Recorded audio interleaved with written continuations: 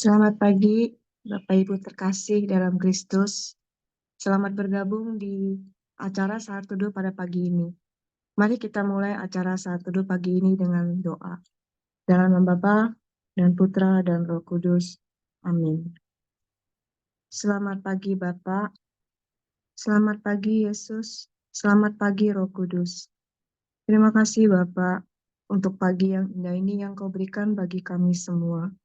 Kami boleh bangun pada pagi ini dan kami masih diberi kesehatan yang baik oleh-Mu, Bapak, untuk melanjutkan kegiatan kami kembali pada hari ini. Bapa yang Maha Pengasih, kami mohon berkat dan penyertaan-Mu bagi seluruh peserta saat teduh pada pagi ini. Kiranya hanya Roh Kudus-Mu yang bekerja dalam diri kami ya Bapak. Kiranya juga seluruh peralatan dan seluruh jaringan internet yang akan kami gunakan, Kau tutup dan Kau bungkus dengan kuasa Roh Kudus-Mu, Bapa. Bapa yang Maha Pengasih, kami mohon berkat dan penyertaan-Mu juga untuk seluruh pelayan yang melayani pada pagi ini. Beracaralah Bapa, kami siap Kau pimpin.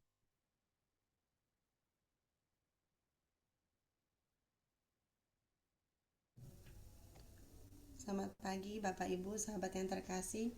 Kita berkumpul pagi hari ini itu karena kebesaran Tuhan. Kita bersyukur bahwa pertolongannya tidak pernah terlambat bagi hidup kita. Sehelai rambut kita jatuh pun Dia tahu. Mari saat ini kita mau katakan, takkan pernah terlambat pertolongannya. Mari kita mau naikkan pujian ini. Yesus, Engkau begitu baik bagi hidup kami. Tak pernah tinggalkan perbuatan tangan-Mu ya Tuhan. Engkaulah pencipta hidup kami.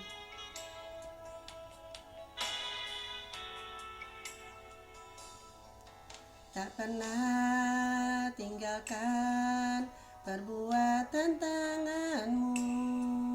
Yesus, Kaulah penciptaku. Sehelai rambutku jatuh Engkau pun tahu. Yesus, Kau pedulikanku.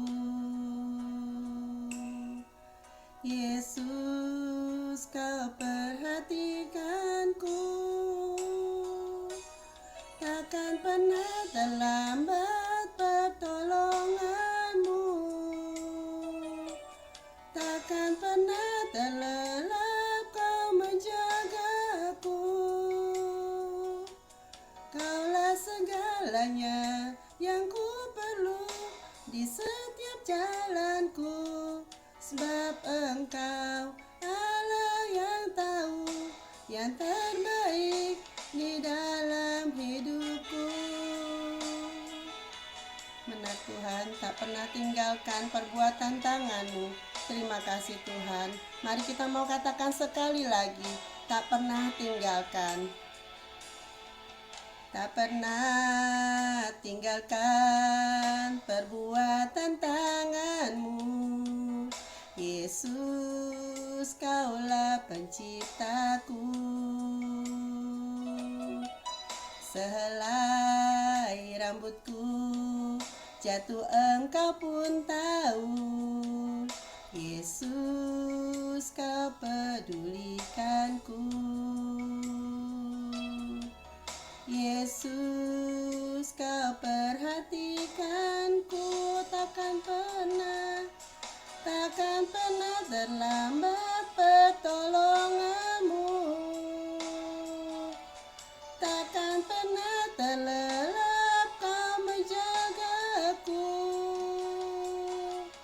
Kaulah segalanya yang ku perlu di setiap jalanku. Sebab Engkau Allah yang tahu yang terbaik di dalam hidupku. Takkan pernah terlambat pertolongan-Mu. Takkan pernah terlelap Kau menjagaku. Kaulah segalanya yang ku setiap jalanku, sebab Engkau Allah yang tahu yang terbaik di dalam hidupku. Sebab Engkau Allah yang tahu yang terbaik di dalam hidupku. Sebab Engkau Allah yang tahu yang terbaik di dalam hidupku.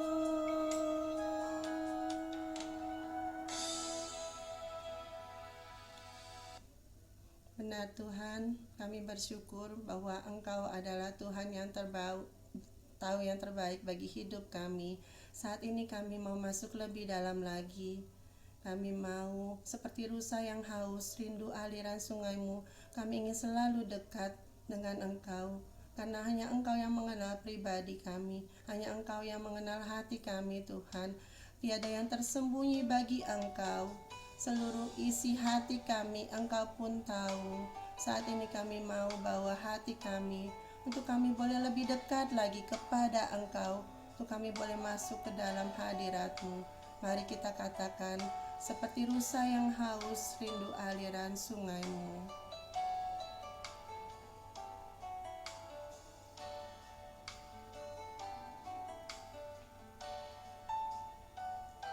Seperti rusa yang haus rindu aliran sungai-Mu,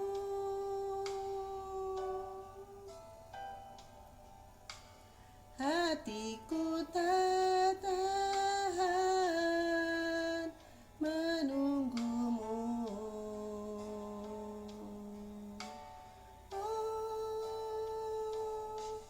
Bagai padang gersang menanti datangnya hujan,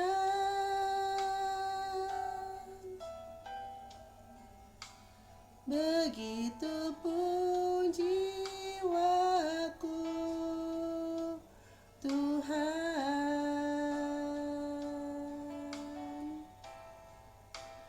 Hanya Engkau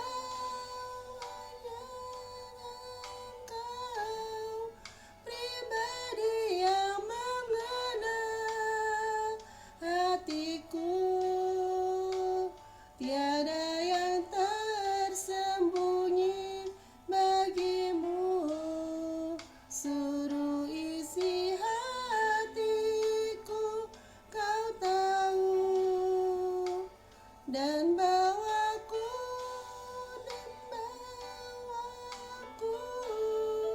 untuk lebih dekat lagi padamu, tinggal dalam indahnya dekapan kasih-Mu.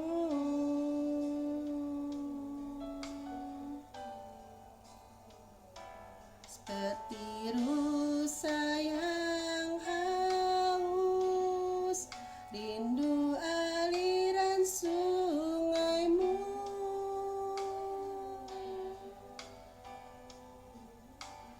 hatiku tak tahan menunggu-Mu.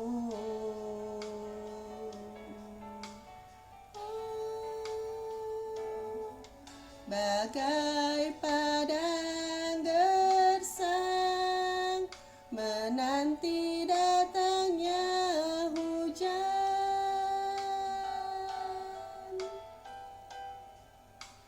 begitu pun jiwaku Tuhan. Hanya Engkau, hanya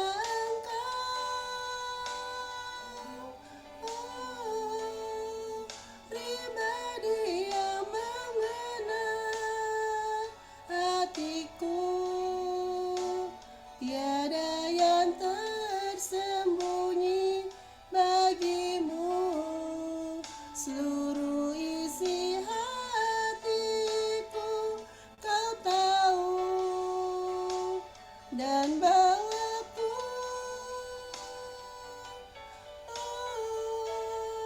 untuk lebih dekat lagi padamu,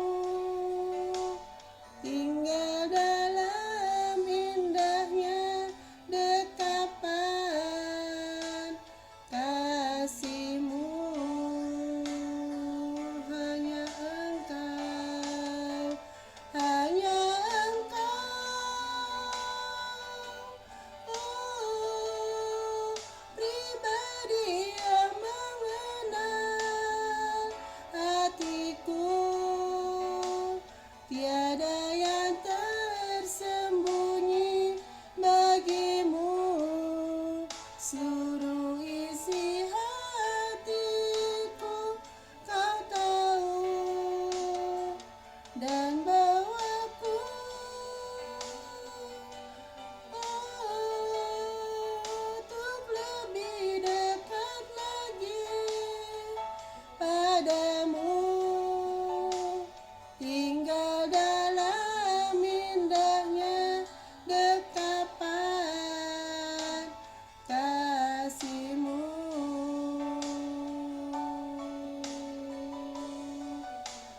Tinggal dalam indahnya dekapan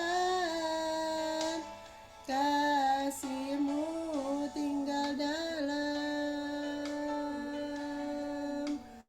tinggal dalam indahnya dekapan kasih-Mu.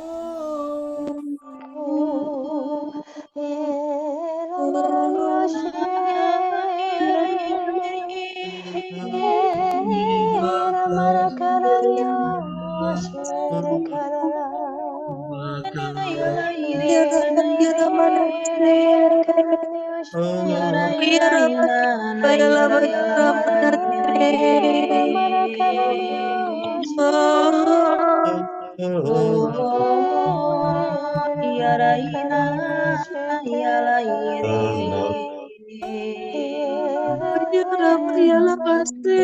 Yaraina, yalayene, irana, yalanana, yalaya, yarai, kiralana, yainana, Aina, yalaina.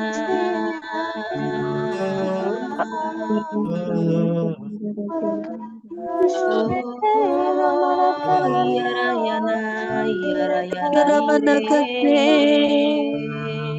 Tinggal dalam kasih-Mu, Oh, yarayana, maraya, yarirara, ikiralana, yana, ire, yana, ire. Ina yalai kiralana yana ye ye ye ye lara yala yara na yara yara terpujilah yala nama-Mu, yana ire silala ye yara yala yana yara ye Engkau kota yara Betel. yara yara Yala yara bayala yara bajekira manate. Ramase yala bakira bayala bayala yala banakase. yala yana ire sikirala na Yala yala bayala ire yala na bayala ire bayala bakira batakala yala base. Ramase yala bada batakala yala bashikira bayala. Ramase yala bayala baratakala yala bayala bashikira. Ramase yala bada Yala yala bashikira. ira yala ye Ramase yala baratakala yala bayala. yala ira Ramase yala bada. yara yara yara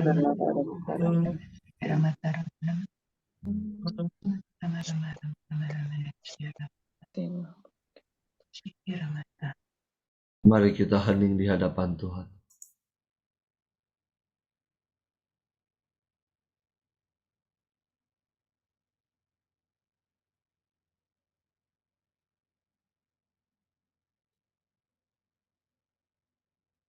Terima kasih Tuhan. Terima kasih Tuhan Kau melawat kami. Kami yang lapar dan haus akan Engkau. Saat ini kami rindu akan firman-Mu. Pakailah, urapilah anak-Mu, Lina, untuk menyampaikan firman-Mu. Biarlah setiap perkataan yang keluar dari mulutnya sungguh berasal daripadamu. Berfirmanlah Tuhan, kami siap mendengarkan. Amin. Bacaan hari ini diambil dari Lukas 21 ayat 12 sampai 19. Inilah Injil suci menurut Lukas. Pada waktu itu Yesus berkata kepada murid-muridnya, "Akan datang harinya kalian akan ditangkap dan dianiaya. Karena namaku, kalian akan diserahkan ke rumah-rumah ibadat, dimasukkan ke dalam penjara, dan dihadapkan kepada raja-raja dan para penguasa.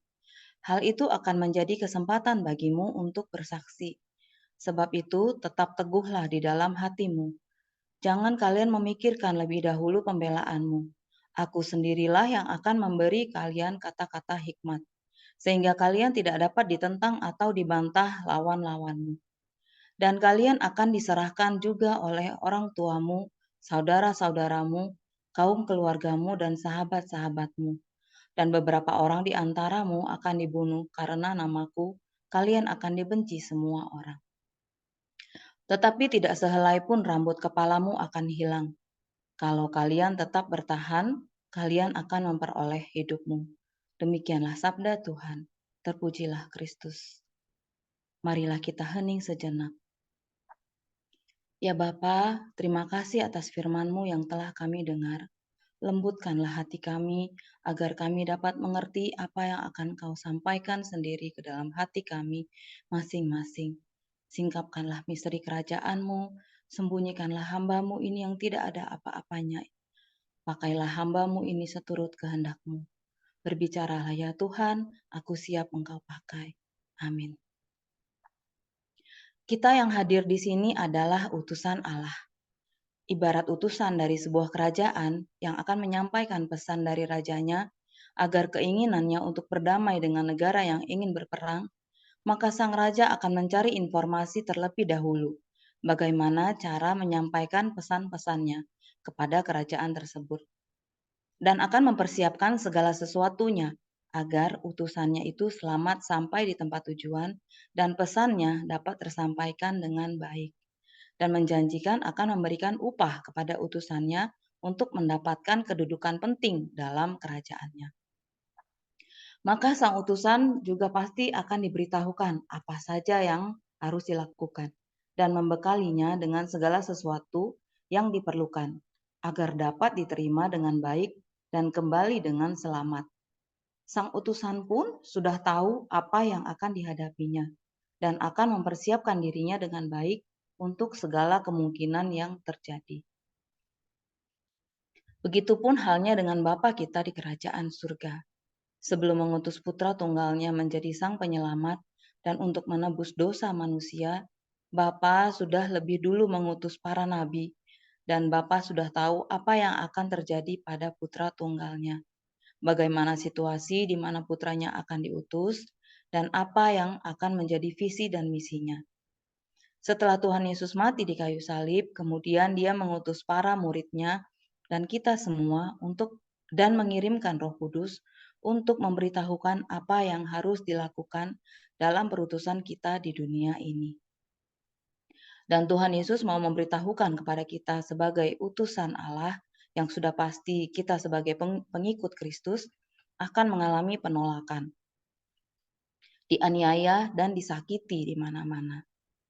Dalam bacaan hari ini Tuhan Yesus memberitahukan apa yang akan terjadi kepada sebagai murid-muridnya, di mana di dalam Lukas 21 ayat 12, di sana dikatakan bahwa, tetapi sebelum semuanya itu kamu akan ditangkap dan dianiaya.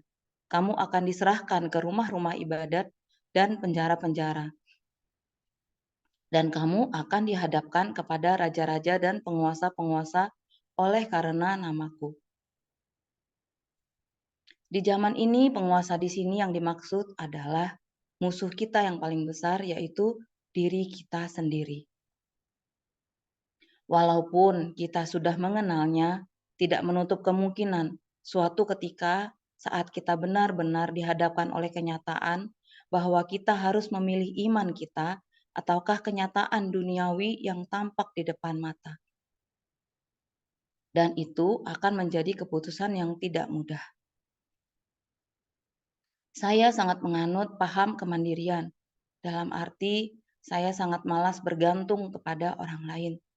Jadi, jika semua dapat dikerjakan sendiri, mengapa saya harus bergantung kepada orang lain? Begitupun dengan iman saya. Saya merasa sudah cukup dengan saya berdoa pribadi kepadanya. Maka saya akan selamat menjalani hidup saya dan akan masuk kerajaan surga. Semua yang saya anut itu buyar seiring dengan masalah yang muncul. Kehidupan yang saya jalani semakin terpuruk dari satu dosa ke dosa selanjutnya. Sampai saya diketemukan dengan keluarga KPH ini, pandangan saya sangat diubahkan bahwa saya butuh komunitas yang saling mendukung satu sama lain. Dan disinilah iman saya bertumbuh. Dan apa yang saya pikir selama ini cukup ternyata tidaklah cukup. Setelah kita mengenalnya dan apa yang Tuhan inginkan dalam hidup saya, maka saya diajak dalam pelayanan di KPH, di mana saya juga harus dihadapkan dengan orang-orang yang bermasalah, sama seperti saya juga bermasalah.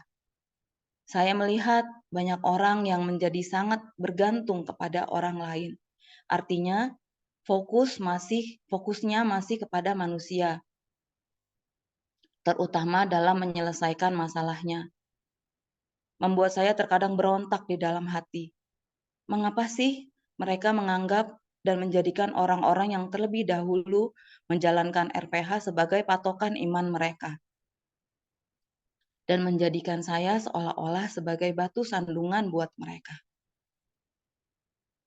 Di dalam bacaan ini saya disadarkan bahwa Tuhan menginginkan kita sebagai menjadi saksinya, yaitu sebagai saksi hidup. Bukan hanya ingin menyelamatkan saya sendiri, tapi Tuhan sangat ingin menyelamatkan sebanyak mungkin jiwa. Tuhan menginginkan perubahan yang tampak di dalam diri kita, menjadikan kita sebagai contoh, dan orang lain akan melihat kebaikan Tuhan dan perubahan yang kita alami menjadikan mereka juga ingin menjadi seperti kita, yang juga dapat mengalami kasih-Nya dan diselamatkan. Walaupun itu tidak mudah dan menjadi perjuangan hingga saat ini. Poin yang dapat kita renungkan adalah dunia akan membenci, bahkan membunuh kita, karena kita berbicara tentang kebenaran dan menjalankannya di dalam hidup kita. Saat kita tidak diterima oleh dunia dan menganggap kebenaran yang kita lakukan sebagai suatu hal yang negatif, maka dalam Lukas 21 ayat 13 dikatakan, hal itu akan menjadi kesempatan bagimu untuk bersaksi. Maksudnya adalah dikatakan bahwa walaupun kita dianggap negatif, apa yang ingin kita lakukan terhadap orang itu adalah kebenaran yang mungkin tidak dapat diterima oleh sesama kita. Tetaplah teguh melakukannya dan menjadi saksi atas kebaikan Tuhan itu. Poin kedua adalah, dan Tuhan tidak akan pernah meninggalkan kita. Dia senantiasa melindungi dan membela kita saat kita ditentang oleh dunia. Di ayat 14, 15, dan 18 dikatakan bahwa, sebab itu tetapkanlah di dalam hatimu, supaya kamu jangan memikirkan lebih dahulu pembelaanmu.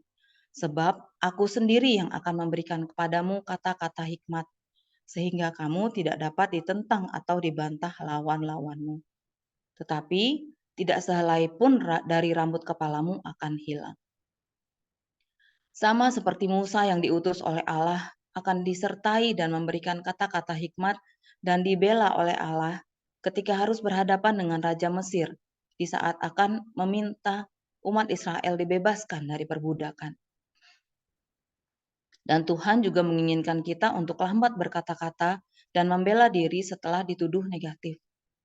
yang dapat kita lakukan adalah menarik nafas dan berdoa di dalam hati, meminta Tuhan untuk membela kita terhadap kefasikan orang tersebut. Maka Tuhan sendiri yang akan memberikan kepadamu kata-kata hikmat, agar kamu tidak dapat ditentang dan dibantah lagi oleh lawan-lawanmu. Sehingga membuat orang yang telah berpikiran negatif akan menjadi malu sendiri, karena kejahatannya dibalas dengan kebaikan. Itu hanya dapat dilakukan jika kita bergaul erat dengan Bapa dan mempunyai hati seperti Bapa dan mempunyai kesabaran seperti Bapa, di mana Bapa juga telah sabar menghadapi kebebalan kita dan menanti kita untuk meminta kepadanya.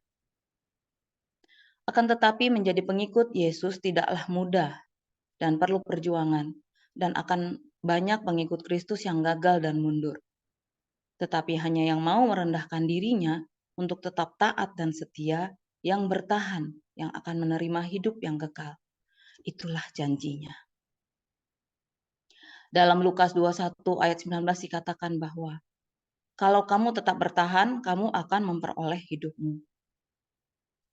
Kesimpulannya adalah, jika saat ini kita mengalami kefasikan dari sesama kita, dan saat kita tetap berjuang selalu ada di dalam kebenarannya, dan ingin menjadi saksinya kepada orang-orang di sekitar kita, dan mereka menganggap kita aneh, dan ingin mematahkan iman kita akan Tuhan Yesus, maka tetaplah teguh. Tetaplah melakukan perintahnya, dengan tetaplah berbuat kasih dengan tak jemu-jemu. Bertahanlah, jangan menyerah, dan meninggalkannya untuk kembali lagi ke jalan dunia. Karena jika kita kembali ke jalan dunia, maka kita tidak akan pernah sampai kepada kehendaknya di dalam hidup kita. Maka mari kita berjuang bersama di dalamnya, tetap taat, tetap teguh, dan bertahan, dan tetap di jalannya. Dan carilah petunjuknya di dalam Bible, apa yang harus kita lakukan. Jika kita mengalami suatu pencobaan akan Dia akan menunjukkannya dan meneguhkan kita dengan berbagai cara. Tetaplah mempersenjatai diri kita dengan senjata-senjata rohani, agar kita mampu menghadapi peperangan rohani dengan roh-roh di udara. Dan yang Tuhan inginkan dari kita adalah kita memberikan hati kita yang tulus dan dengan rendah hati menjadi bejananya dan rela dibentuk olehnya sesuai dengan kehendaknya. Akan saya tutup dengan sepenggal lagu, semoga ini dapat meneguhkan kita.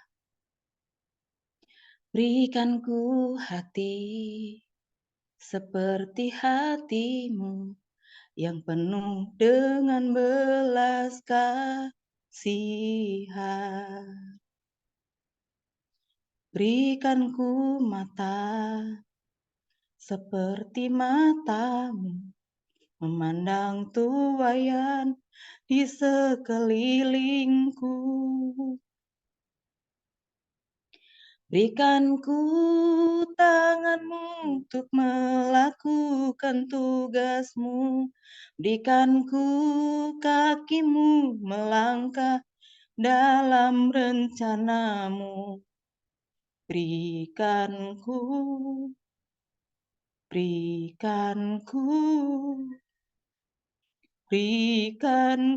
hatimu.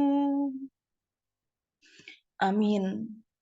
Sebagai ayat penutup, Wahyu 2 ayat 10c dikatakan, hendaklah engkau setia sampai mati, dan aku akan mengaruniakan kepadamu mahkota kehidupan. Terima kasih, Tuhan Yesus memberkati.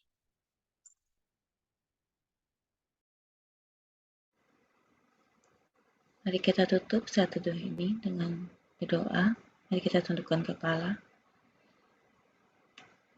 Terima kasih ya Bapa atas lawatan-Mu, atas pesan-Mu yang telah Kau titipkan melalui anak-Mu Lina, bahwa kami semua ini adalah anak-anak utusan Allah yang diminta untuk selalu setia, taat, teguh, sampai akhirnya nanti kita semua mendapatkan mahkota kehidupan. Ya Bapa, tumbuhkan terus iman kami, kuatkan terus hati kami dalam menjalani hidup kami yang tidak mudah.